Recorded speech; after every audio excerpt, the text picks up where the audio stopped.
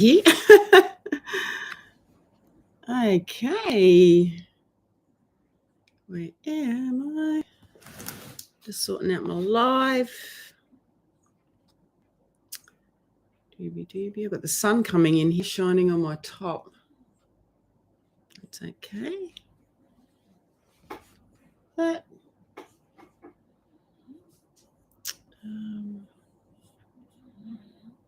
okay, I think I'm live.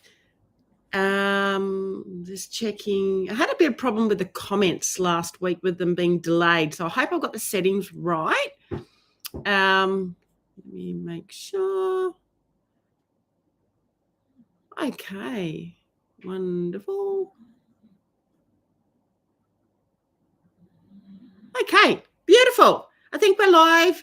My apologies for being a little bit late. I'm a little bit disorganized lately. Anyway, new goals this week. Everything's just been a little bit chaotic. The last couple of months have been a bit chaotic, but I'm out of Facebook jail, which is really good. I've got, I can see dust on my top here. What's that? I went out with the horses yesterday, so sorry if my top's a little bit horse looking. Excuse me. Yeah, it's been a little bit chaotic anyway. Back on track. So since I've been in Facebook jail, I've been doing my lives on YouTube here, as you know. I think I will continue doing them on YouTube here.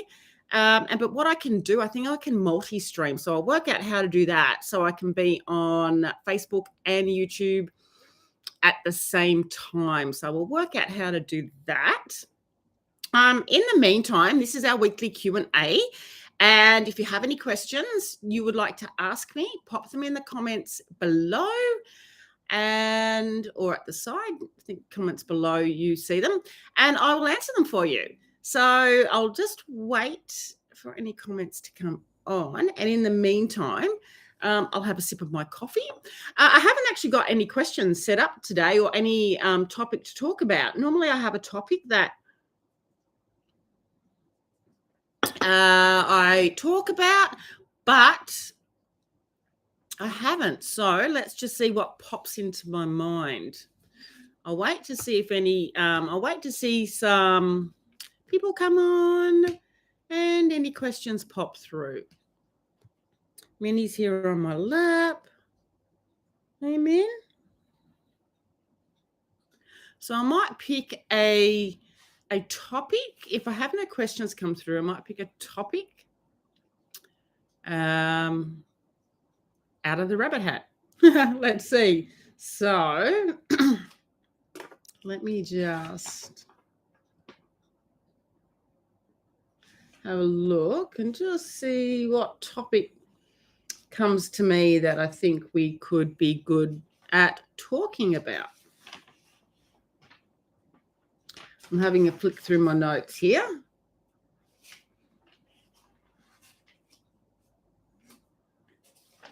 And see, I watch everything.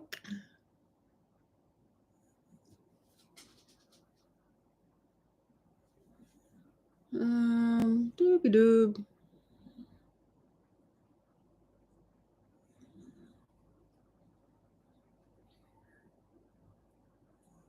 We talked about jaw mouthiness and that a couple of Q&As ago.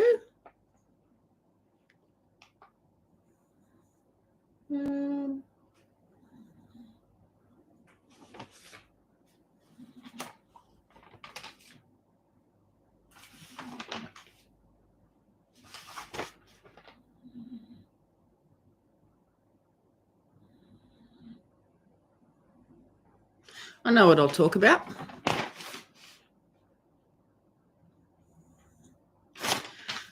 There was something I saw on Facebook this morning, and he actually won the Kentucky Derby. So I'm going to go back here. I've got my phone here, and the horse attacked. So this is only a 2-year-old. I hope I saved it, actually. Let me just see if I saved it. And I don't know the full, oh, here we go. Rich Strike. So you'll see a photo here. I'm going to have to learn. I don't know if I can share.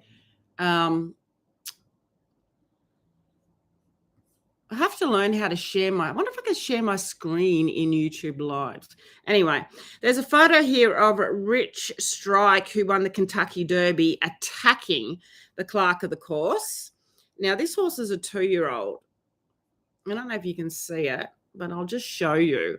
So so you can see this young horse ripping into the leg of the 2-year-old. Now, I'd say this is the horse going out to the barriers on the way. I have to read more of the story. Let me just, I'll save this, so I'll follow up. But it just shows the obviously the state of mind of this horse. Not often. I've worked in racing for over 17 years, and it's not often you see that, but they can get quite aggressive, especially they get cranky and aggressive in their stable life.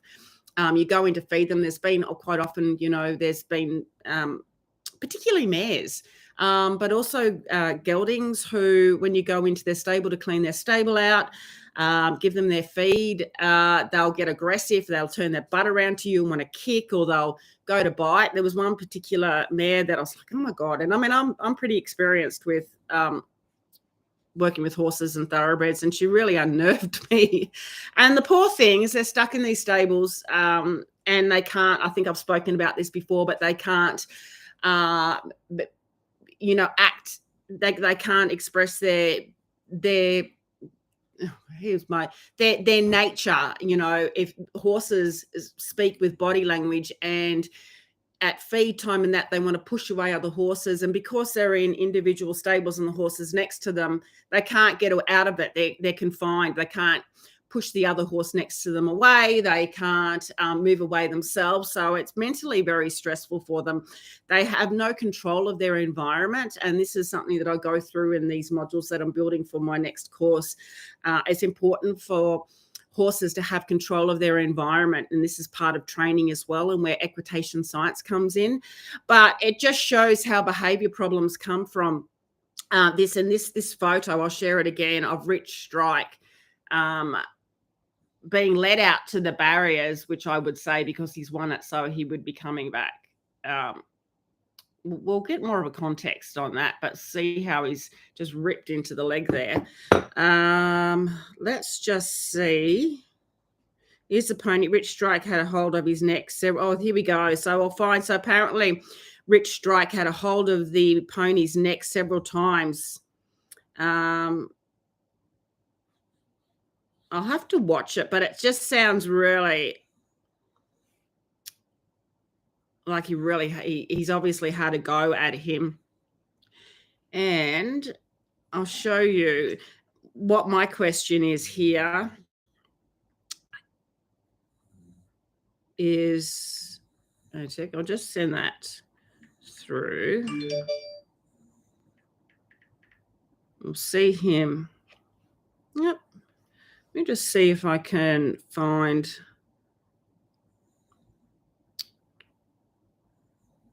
So someone posted in regards to this, this young 2-year-old, I'm pretty sure it's a 2-year-old. What does this horse have to do to be heard? How violent must he get before someone recognizes he's too young for his job? Then there might be a pain issue. He's likely has ulcers. It's true. They're in a lot of, they have a very highly demanding environment. So I just wanted to show that, just to demonstrate how behavior problems can come up. Let's just see if we can find him. And this is a perfect example of a thoroughbred racehorse, very much expressing the conflict behaviors. Let's just see. Rich Strike wins.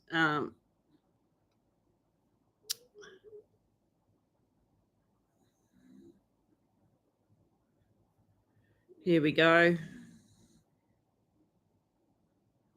Now, he was an outsider, so this is just showing Rich Strike's victory at the Kentucky Derby. He was 79-1, so big odds.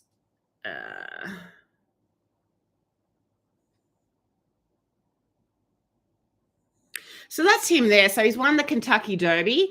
It'd be interesting to find out whether he bit the clerk of the course beforehand or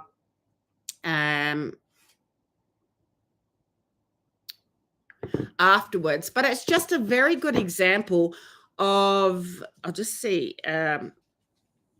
Rich Strike. Sorry, I'm a little bit all over the place this morning with this live, but I just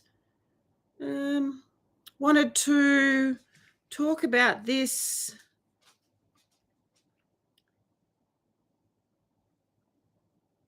Here we go. Let's just find out.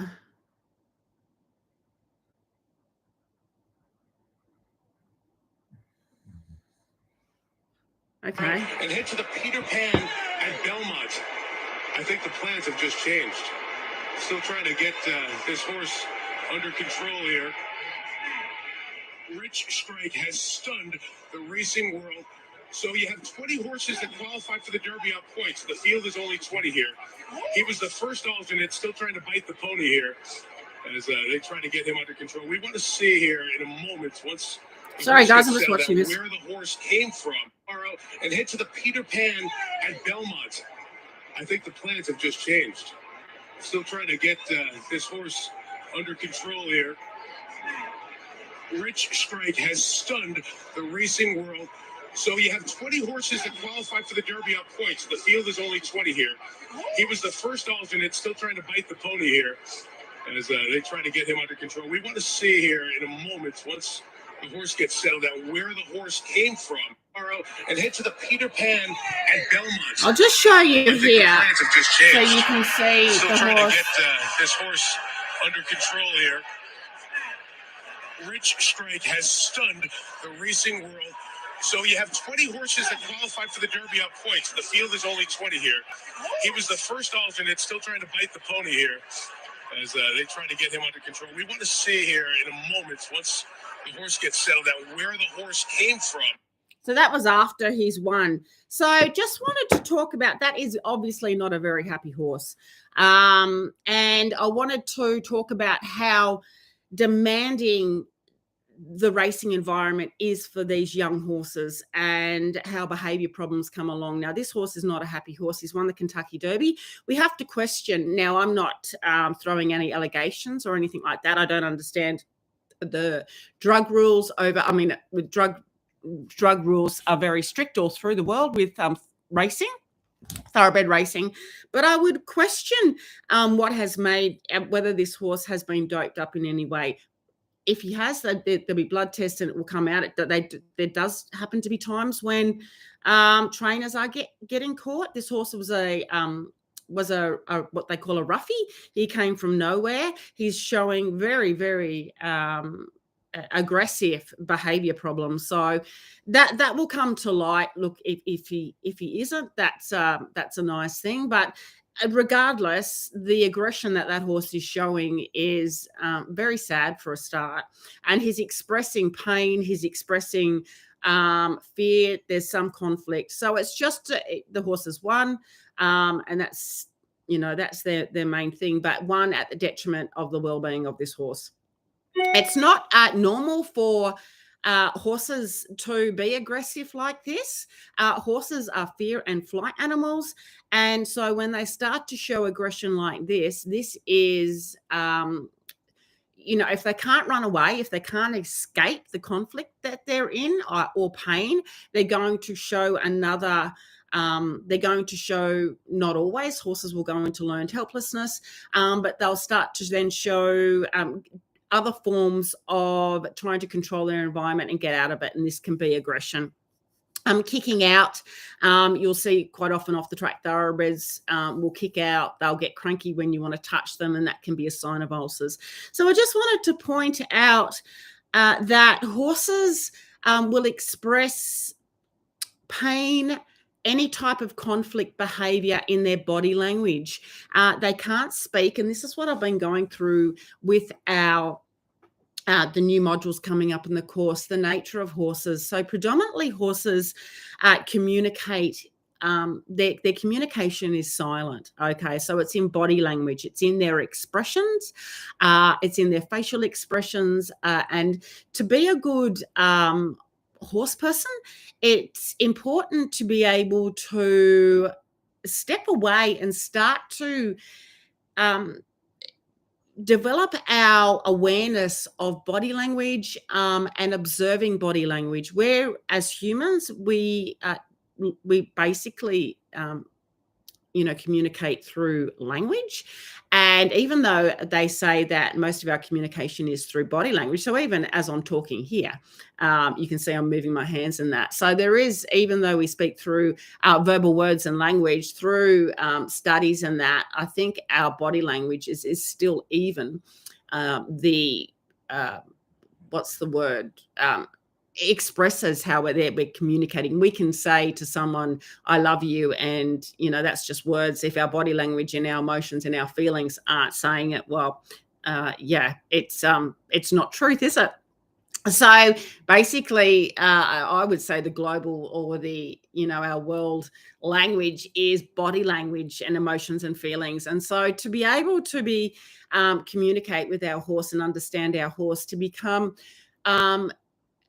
aware and observant of their body language. Look at their eyes, their facial expressions. There's some really good information that I'll post sometime in the near future on. It's called facial expressions. I think there's 24 facial expressions that express pain in the horse.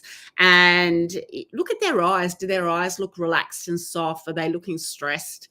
And you will really get to understand your horse. So this Rich Strike is a perfect example of conflict behavior being expressed through aggression. And I think it's taken a while. There's been other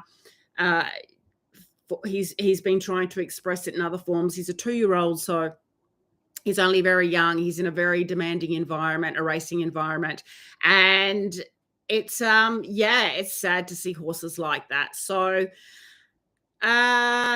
just to be very aware of what your horse is saying to you through their body language, through how they look, and to take note of that, instead of, if your horse turns around and goes to bite you, it seems to be quite common with off the track thoroughbreds. They will more than often have gastric ulcers, and one of the symptoms, a few of the symptoms of gastric ulcers is they don't like being touched. So if you go to brush them, they will they'll show a dislike to being brushed. They'll tense up. They may turn around, turn their head around as if they're going to bite. They may kick out.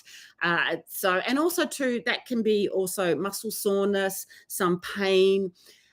You always want to eliminate pain for, a dislike of being brushed. Once that's all, or being touched, quite often they don't like being touched, and you'll feel their muscles. They can be very tight in their muscles. I've got Toppy, who I was just doing a little bit of work with yesterday. And he hasn't come in for retraining yet, and he's very, very tight in his muscles. So he's the type of off the track thoroughbred that, I know if I go to brush him, he doesn't like it. He gets very sensitive to being touched. So I have to, first of all, eliminate any pain and ulcer issues, and then also start to get him to soften in his body. So I'll start to do some body work with him, in hand work, and it'll be really amazing to watch his muscles go from tense and tight to start to soften. They just start to change shape as you work, particularly with in hand work, and just habituating them to touch and things like that. So it's sometimes you need to be a little bit of a detective when it comes to behavior problems and conflict issues with your off the track thoroughbred, first of all, and the first thing is don't go to punishment. Punishment is only going to have negative consequences, like as if your horse goes to turn around and bite you. If you go to brush them, you quite often will see some people, immediately hit them, whack them. I mean, I'm not saying allow your horse to bite, but stay in a space where you aren't going to be bitten. I'm very cautious when I'm working around off the track thoroughbreds that have come out of racing and I haven't retrained yet. And I've got quite a few in my herd that, will kick out or will bite or will show these things. So I'm very cautious of when I'm standing next to them, that I'm not in biting range and I'm just observing and working out where they are. So there's one, so Toppy, for instance, he wouldn't turn around and bite, but he'll pull back, he'll raise his head, and he could turn around and give a little nip. So I just make sure that I'm not in biting range. And then if I'm starting to touch him and work with him, I actually have hold of his head collar, his lead rope actually, so that if he goes around to turn around and bite, I'm already prepared to ask him to move his head back and to make sure he doesn't latch onto my arm or things like that. So it's a matter of being very cautious and aware when working around an off-the-track thoroughbred that you're just starting to work with. You don't know, working out where they are, how they respond to being brushed, being touched, and giving them a voice, just going, okay, well, he doesn't like being brushed. Why is this? Is it pain-related? Is it ulcer, pain related could be ulcers. It could be very, very tight muscles, and that's quite easy. If you start to feel their muscles, they're quite rock hard. They can be rock hard in their neck. Or is it that he, hasn't been, they get quite detached. So they're not, it depends on what stable they've come from, but in all the racing stables that I've worked in, there's been only two in 18 years that the horses were groomed every morning after track work. That's 2 in 18 years. Now, I'm sure that was Gay Waterhouse. I worked with Gay Waterhouse down in Sydney as my first stable. And we groomed the horses and wiped them down every morning at 10 a.m. mid-morning.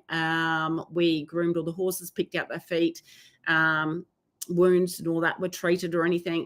And the only other stable where we did that, groomed the horses, was a country trainer, provincial trainer actually, up at Gosford.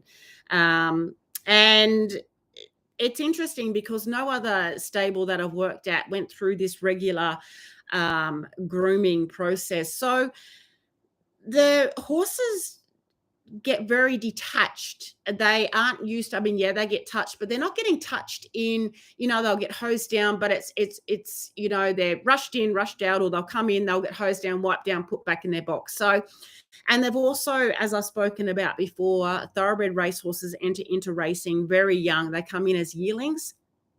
They're broken in usually, educated under saddle before they're 2.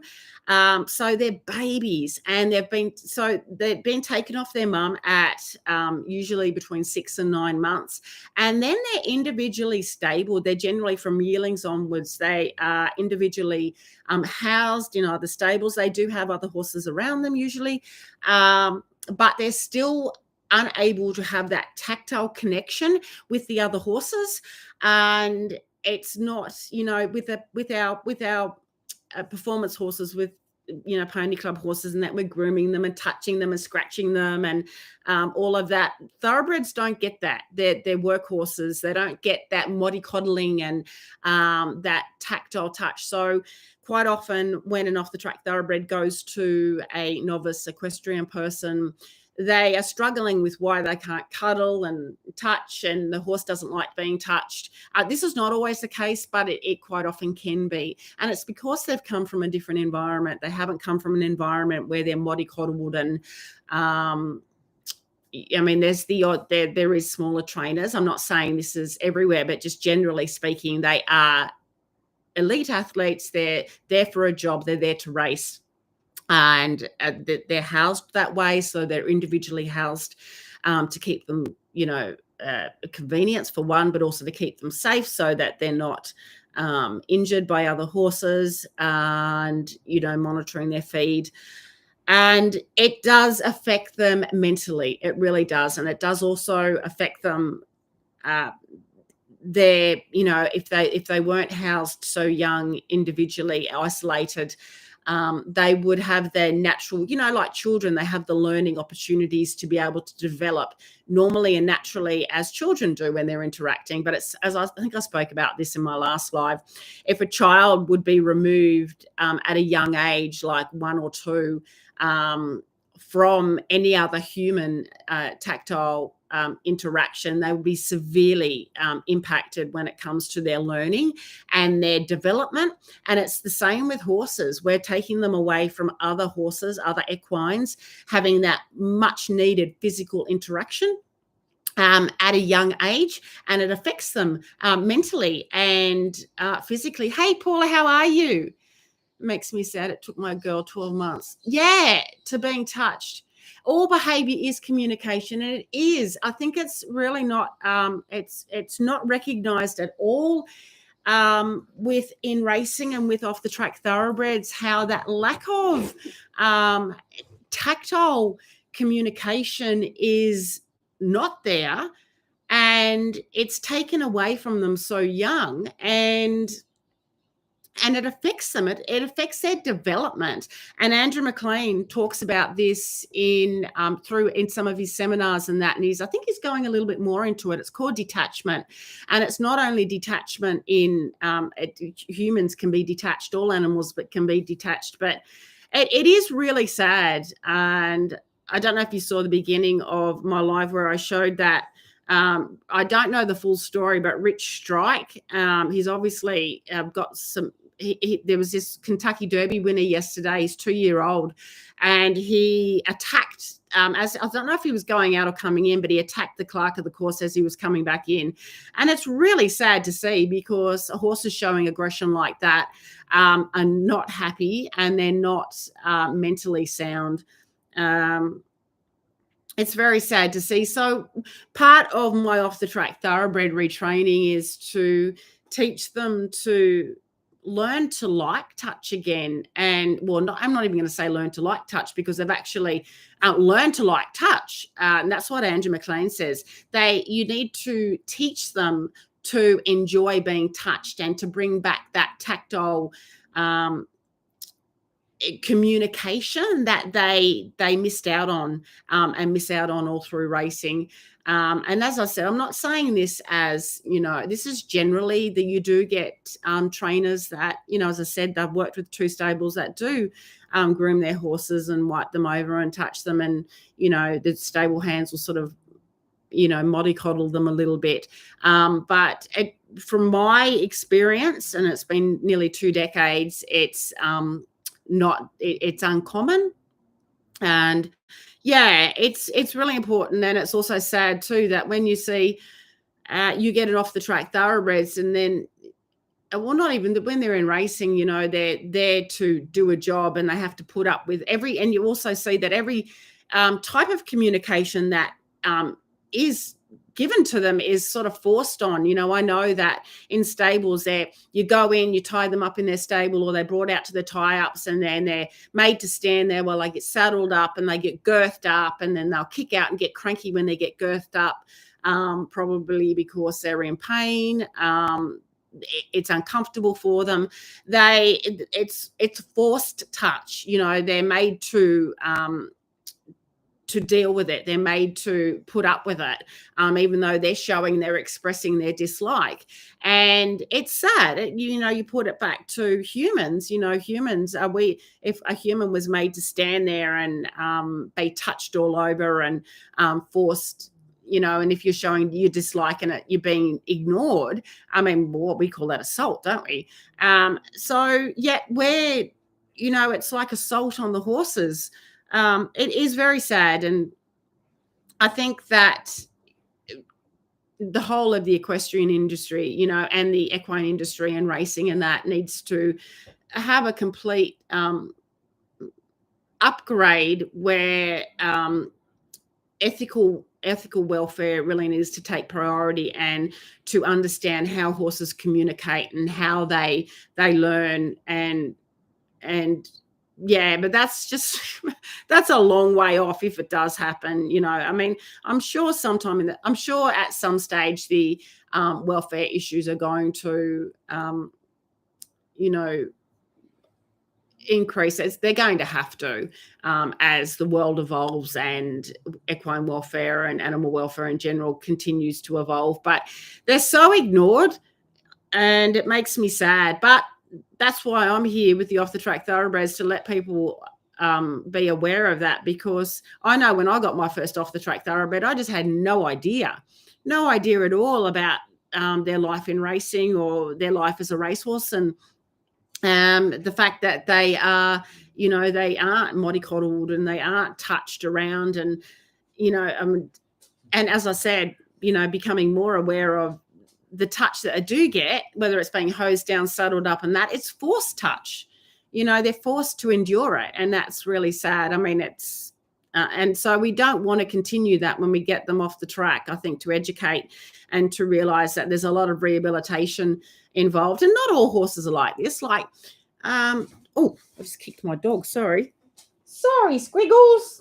I've got Squiggles down here. Like Ty, for instance. Ty was the Off the Track Thoroughbred that recently left. And he was, but I do think that he was a bit switched off. Well, I would say that he definitely was switched off, a little bit of learned helplessness there. And so they numbed down, and they, and also his personality, he was from a really good, really good, really lovely natured horses. I think it's in Costa del Lago, and they're just beautifully natured off the track breeds, thoroughbreds in Costa del Lago. So his go-to through his very demanding race career was to switch off and to become very numb to pressure and things like that. And I know that he had a very demanding career because I looked through his history. But, you know, they all speak like communication is, you know, through behavior, body language, and looking at, for instance, that poor horse that was aggressive here. Oh, I can't find it. Like this. What have I got? So seeing this horse here. This horse under control here. Attacking and eating. Rich Strike has stunned the racing world. So you have 20 horses that qualified for the Derby on points. The field is only 20 here. He was the first alternate, still trying to he bite just the kept pony attacking here. That horse, and he grabbed trying to get him under control. We want to see here in a moment, once the horse gets settled down, where the horse came from. That horse got. I'm going to find out more of the story there. But there's obviously that horse is very, very not happy. Something's caused him to be so aggressive like that. And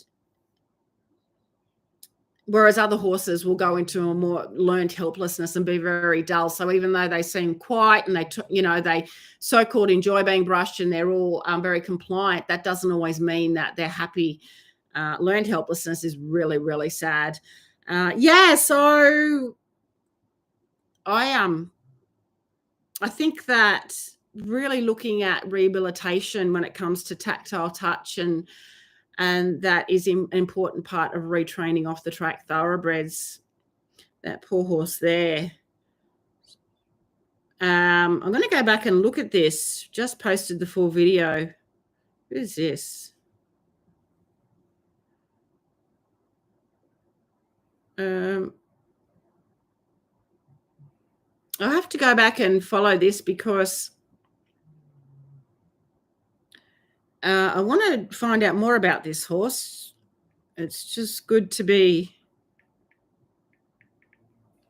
Okay, I'll find that one. Oh, this is so this is an anti.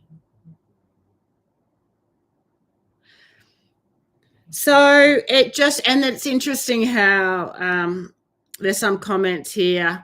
dumb non-horse people. Same with rodeo rough stock here in Montana. They have to argue about everything. So unfortunately, let me see if there's unfortunately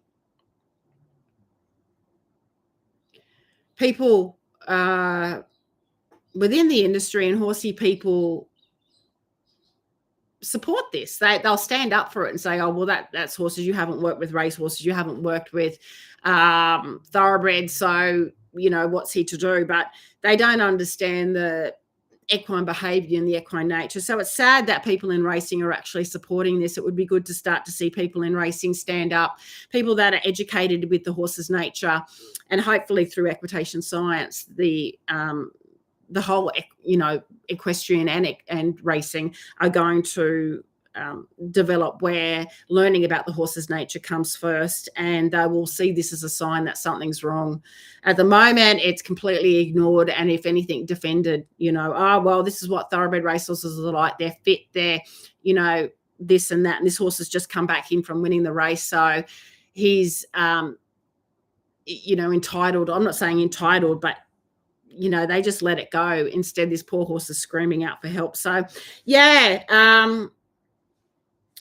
Just talking about listening to our horses and being aware of their body language and how they're communicating, and realizing that their communication is silent. They're going to communicate with us through their expressions, their facial expressions, which are amazing. Like I was even looking at, and I'll have to share that chart. There's Sue Dyson. I actually got the course. I bought the course, and I'll do a Zoom session and share some notes on that. She calls it the pain scale, and how horses express the pain scale through body, like through their body expressions and also through facial expressions. And I think I did a live where I shared went through the 24 facial expressions, but to learn just watching how their eyes, like I was taking out one of my horses, Tag and Release, God bless him. I rode him all his track work for over a year, and he won 3 for me. Beautiful, quiet horse. But I was looking at his eyes because he was one of the last horses to go out, and you could see he was stressed. Where's my other mates? And you can just see a look in the difference of their eyes of a horse that's showing relaxation and a horse that's either worried or looking or stressed. And it's interesting to look at the eyes of, when you zoom up close in these photos of thoroughbred racehorses or the dressage horses and show jumpers, you can see the stress in their eyes. And that's so ignored. And it's something that I'm going more into, I think, as I delve more into learning about horses, going and digging deeper and looking at how they're expressing their discomfort, and their eyes say so much. I just think if I've got an eye one. No, I haven't got an I1 here, Bailey. Don't bark. Haven't got an I1 here, but I'll put something up in the Facebook because I'm out of Facebook jail now. So I can post as normal in the group, and which is good. And it's great, actually. And what I'll try and do is I'll try and work out how to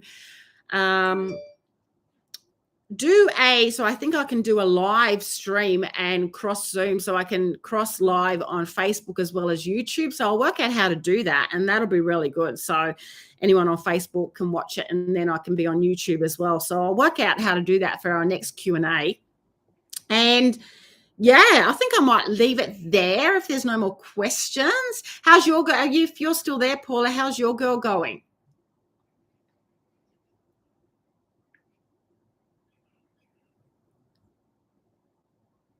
I think I've just got have I got a question pop up here? Let me just see this.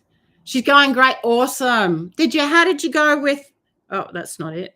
How did you go with, have you done anything with the mouth and with the bit? Did you try that French link snaffle? Was it a loose link or a snaffle? The snaffle. It's interesting. I've saved so much info on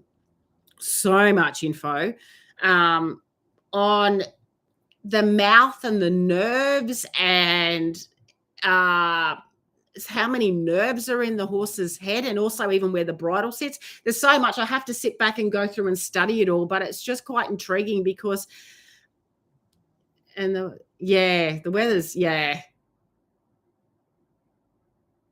Yeah, great. Go back to basics. Really, really good to go back to basics, all your groundwork. And I'll get some of this information up. It's quite, there's even some science studies, like, the scientific papers that I saved and I want to read through, but it's just quite amazing how many nerves are all through the horse's face and the tongue, even how far the tongue goes back, and it's amazing. So whether she's hypersensitive to the bit maybe, or but I'll delve into that and have a look. And with one of my horses as well, I'm looking more into bits. I'm got quite a few have just come in starting their retraining, so I've really gone down the bit path, and I'm just going to find out. I don't really want to put I also think the taste as well, having metal in their mouth wouldn't be very pleasant, especially if it gives off a funny taste. So I think sometimes the sweet copper, and also these truss bits are really interesting. I saw someone, I think I saved a photo of it. I don't know the taste of the truss bits, but let me see if I can find a squish. She's doing eventing, actually. This is interesting. Is it not that one? She had a truss bit in.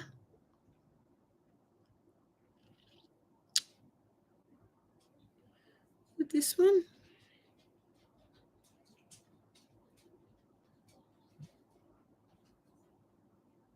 I can't see it. She had a truss bit. She was doing cross country, and I thought I saved it actually, but it looked really nice. It's the truss, so they've got metal on the inside. I think some actually. Oh no, they all have metal. Otherwise, you would chew through it. But they do look like a really nice bit. So I think too, looking at something other than metal, because not all horses are going to be or have habituated to metal in a pleasant way. So I think the truss bits are something to look into. I'm going to look into them, and I'm also going to look into the sweet iron as well. But I definitely think staying away from the bit at the moment and just getting her, even teaching her the flexing and things like that is really good. Just the subtle flexing at the pole, so that when she does get the bit in, she doesn't have to endure, she's already been taught to give to very light pressure, and I think that will help as well. But I'll keep you updated on that, because I'm down the same path with my horses with the whole bit thing and being funny in the mouth. I wish I could find this photo of the truss bit. It was really nice.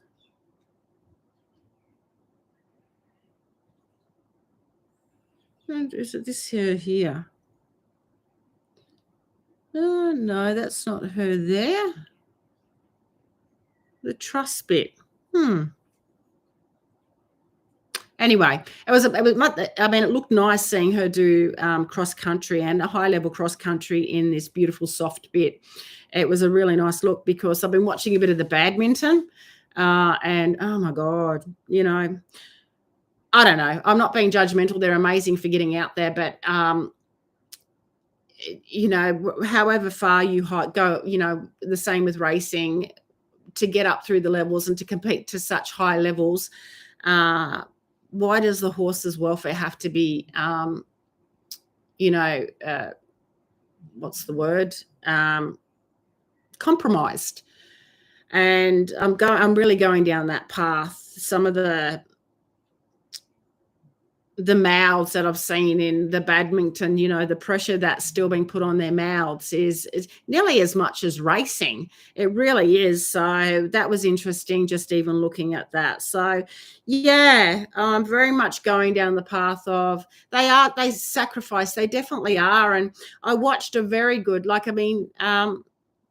Michael Jung. So he's I think he won. I mean, he's way up there. And I watched him go around the cross country, and he's a beautiful, I'm not going to say a beautiful rider, because I think the beautiful riders he's a very talented. I don't know how to say it. He's going over these massive jumps and winning and all of that. But you can see how the welfare of the horse is still compromised, just with the pressure on the mouths. He was coming around, and I know it's so extremely demanding. But it was no different than racing. The pressure on this horse's mouth, how he had to ease the horse back. And I was like, well, that's like racing.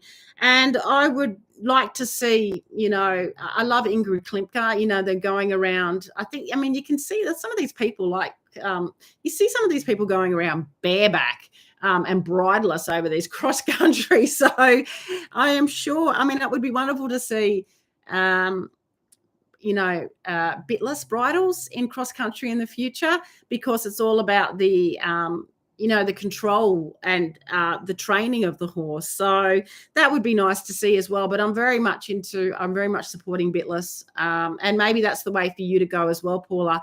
Bitless. I just think, depending on your horse, for safety, I think it's really good to be able to at least have done something with a bit, just for safety reasons. But it's all individual, and I'm definitely going to be training my horses to bitless as well. My older horses are actually having bitless now. I mean, my 21-year-old, I won't put a bit in his mouth now. I'm riding you bitless, and there's some really nice bitless. There's a friend of mine's very much into bitless riding, and there's a bridle called the Light Rider. You want a side pull. If you go bitless, you want a side pull. You don't want anything that has that does leverage. You want something that just is clear communication. And the Light Rider side pull bitless bridles are really nice. I think she's Australia. Well, you can buy it in Australia anyway. So that may be the way for you to go, Paula. Go bitless. It depends on what your mare's like and what you're doing with her as well. If you feel like you've done so much training that when I get my butt up and into gear and get all our training into the academy, which I've got ready to, I'm on a goal, Paula. I'm uploading 2 lessons today. Okay. I've had a few personal problems. I haven't been very well the last couple of months. I've been really stressed. So my apologies for the delay in the academy and the track work and everything. But I'll make the commitment. I've got them ready to go. I've done 2. I've done all the presentations, all the slides. I've got the nature of horses and how horses learn. They're ready to go. I've just got to film it. So I'll do that today and get them up and in there. I've done 2 presentations, keynote presentations for that. So I'll get my butt back into gear and get more focused. And I'm going to, I've made a couple of changes to my life. So that's helping me. And completely non-related. Thank you so much, Paula. That's so kind of you. It's been really stressful. I found it really stressful. I lost my work. I lost track work, which is really good, but I've been financially so stressed, and having 19 horses to take care of has been really hard. And then the whole this online and this learning and building courses, it's new to me. So I get a bit overwhelmed by everything. And then having the financial stress on top of it has been really hard. But I've looks as if I'm getting I've actually got a little bit of financial help through a grant. So that's going to be really good. It's going to, it's made me give the opportunity to relax so that I can not be so stressed financially and be able to relax and put the next month in to get lots of good content up onto the academy. It's really hard when you're stressed financially, isn't it? And you're trying to focus and do things. And the online is seriously, I didn't even know how to turn a laptop on. Like 4 years ago, I was that completely illiterate. I got a new laptop. I actually got this beautiful laptop here. I love my Apple Mac. And I got this one purely to build my online courses because my other Mac was 10 years old, and it wasn't able to be upgraded. So I had a track work accident at the end of 2019. And so January 2020, I decided to do whole online learning thing. Hadn't done nothing, hadn't built my first course, the Kickstart Roadmap, didn't even know what a landing page was. And I bought my laptop, which cost a bomb, but she's amazing. I love this laptop. And did all these courses. So I did invest in quite a lot of courses on how to build an online course. And there's been some amazing courses. They've been wonderful to follow through. But it's been a huge learning curve. And my brain was just like, overwhelmed, like, and then deleting stuff. That was just that really deleting a whole course was really depressing. That was so depressing.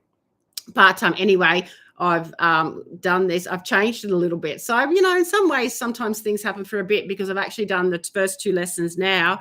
I've done them in keynote presentations. So, and I really like what I've put there. So I think it's a little bit better in a way. So sometimes things happen for a reason. And I also lost my beautiful dog too to 1080 bait. This is completely non-Q&A related. But my animals are everything to me. And I lost my beautiful blue whippet to 1080 poisoning at the end of last year. And I was just heartbroken, and just yesterday. So, I've got all my other ones are rescue. So my blue whippet he was like my protector. I know, Paula, I was devastated beyond belief. And he follows me out everywhere. I'll share, I did a tribute. It's real tearjerker, but I'll see if I can find a photo. I don't know, I can't explain how heartbroken I was, but he picked it up, would you believe? He picked up how I've got one of my other dogs. He picked up a 1080 bait outside along the road. I think he was purposely baited. The neighbour across the road kept complaining about my dogs barking when I was out with my horses. He's moved out now. The property across the road I took to the EPA. I did a huge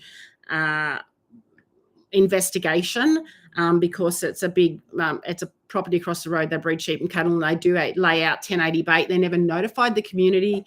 I'll see if I can find a photo of my beautiful Laszlo. And it was terrible. I was heartbroken. But once again, things happen for a reason. I'll see if I find a photo. Where's my Laszlo? It was extremely sad. I don't know if you can see. Where's my Lazzy Lulu? Laszlo, I've got so many pictures.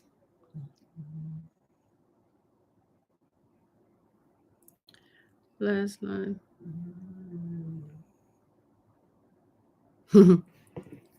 There's my beautiful whippet. Beautiful blue whippet. Beautiful. Loved me. Absolutely. That's my little Suki. They're all sleeping. Here's all sleeping on the bed. My dogs. So heartbroken.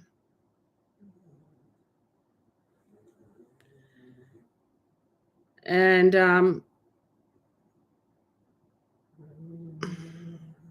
there he is. Yeah. Absolute soul puppy. Like there's something. I was just. I'll show you this photo. Look at that. Look at that. It just. Yeah. Yes. That's him. So my sister gave me. I sleep with him every night. And this is my beautiful friends. They're horsey people. I don't know if you can see it. He was only 5. Can you see that? Oh, I don't know if you can see it. He's in a prism. It's probably a bit hard to see. Can you see that?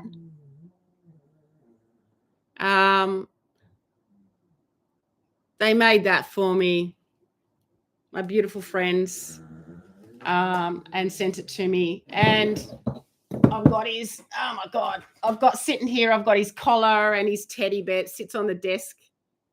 Laszlo, collar and teddy bear and his rugs and all of that. And it was traumatic. And I couldn't find his body. He disappeared in the middle of the night. Couldn't find his body for a day and a half. So I was just traumatized. I don't drink alcohol.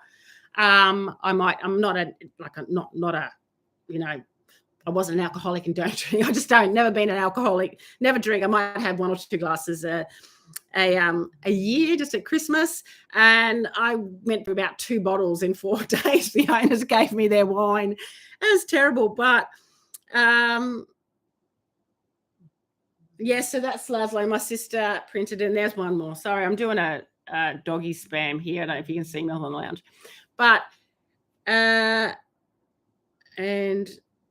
that, I don't, you'll know, you being in Australia, you'll know 1080, the 1080 Facebook page. They did a tribute for him. And also too, I think the Animal Justice Party, they took on his case as well and took it to court. Now took it to the government because to look at getting 1080 bait banned. So, you know, something may come out of it in that changes to 1080. They did, and you'll see. Anyway, it was terrible, and I didn't cope very well. But so that's Laszlo there. I always have my cushion up there. I know it was tragic. It was terrible. Anyway, I think I showed you this photo. You see that, just beautiful. And he was so protective over me. He wouldn't let me go. He wouldn't let anyone come near me. Chase all the kids, chase all the little kids, like run after them or chase anybody. He was so funny. He was real protective. No one could get in the yard here because he would bark. Anyway, you can't replace a dog, can you? You can't replace horses. I mean, they're all different. But I've been thinking. A friend of mine, so I got Laszlo from a trainer that I know, Potsy, we call him. He's a local trainer here, and his wife breeds whippets. And she had to downsize a few years ago, and she saw me at the track one day with all my doggies in the car all wrapped up in their woolies and that. And she said, "Do you want another?" I said, "No, I don't want another horse." And she said, "No, not a horse." She said, "A dog." And I was like, "Oh." And I've got all little guys. And normally I rescue everything. Normally I give the rescues, all of them, bar Bailey here and Laszlo have been rescues. And little Minnie I found on the streets. Didn't I? I think you've been with me about 6 years now, Min. And so I thought, oh, if I get another dog and he was a little bit bigger, I hope he's, I just worried something that's not going to eat little Minnie here. Or anyway, he was just, he was a real soul dog, Paula. He really was. He was something so special about him. And so when I lost him, it's just like this massive big hole in my life. And over the last, I don't know, because I've got a grant that's come in for me. I thought, I know, and what's really wonderful is I found out, I rang up Jody who I got that, and apparently I got Laszlo desexed. He was an entire, but I thought, I'm not, my two girls here, my blue heeler cross dash hounds aren't desexed. I thought whippet cross blue heeler cross dash hound probably would be, I don't know if I want those. I mean, I don't need any more dogs, but I got him desexed. And but I found out that he's had puppies before he came to me, because he came to me when he was 2.5, nearly 3. And I had him for just over 2 years. And he had a litter of puppies, so I'm trying to find the puppies. But I thought maybe in the future, because they're such beautiful dogs, I'll find his puppies. I might, as my little herd of puppies here, because quite a lot of them are old, may get, a couple of whippets. But anyway, long story.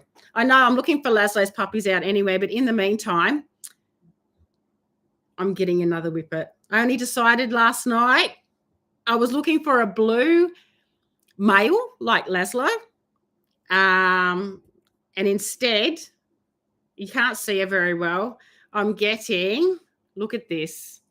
Look at this. This is a 5-month-old female brindle whippet. I don't know why. I looked at her and there's something about her that she's coming to me. I'm picking her up on Saturday. I don't know. There's something about it. When you go through, you just feel like something's right. And she just really stood out to me. I mean, I didn't care if I was going to wait for 2 years for another whippet. It just happened. She just happened to be there. She's in my price range because they're quite expensive whippets. And something about her. So I'm getting another whippet. And I'm very excited. And I feel like she just looks, as I've said through the video, she looks very gentle. They're generally gentle dogs, but yeah, I'm very excited. So I've got a little girl coming this week, and I'm very excited. And she's beautiful. So I'll introduce her to you, probably introduce her to you in next Monday's Q&A. Animals break our hearts, don't I? But anyway, I've gone completely off the rails there, completely on a tangent with dogs, saying that the last couple of months have been a little bit stressful, but I'm on track. I've got some good things happening, and I'll get a routine together now that I'm out of Facebook jail. I can get back into the group and do a lot more content again. I can get back on my Facebook page because I haven't been able to get on my Facebook page for 30 days. And so I'll update that this week and just let everybody know where I've been and get those 2 lessons up in the academy today. I'm going to do it now. Okay, I'm going to make another cup of coffee and upload those now. So I might leave it there. Have a lovely week, Paula. And I will let me know. I'll see you in the academy because I'll upload those lessons today, and let me know what you think of them. And I'll get, I'm trying to, I'm thinking of tech stuff anyway. I'm talking what's happening in my brain, but I'll pop in the academy today and update everybody in there, get the 2 lessons. One's the nature of horses, a keynote presentation, and the other one is how horses learn, which is really interesting. I even learnt more myself just doing these, redoing them. I've done them differently. Before they were just speaking videos, and now I've done keynotes. So I just think that adds some more detail. So yeah. Okay. Thanks, Paula. Take care. I'll see you in the academy or in the group or somewhere. See ya.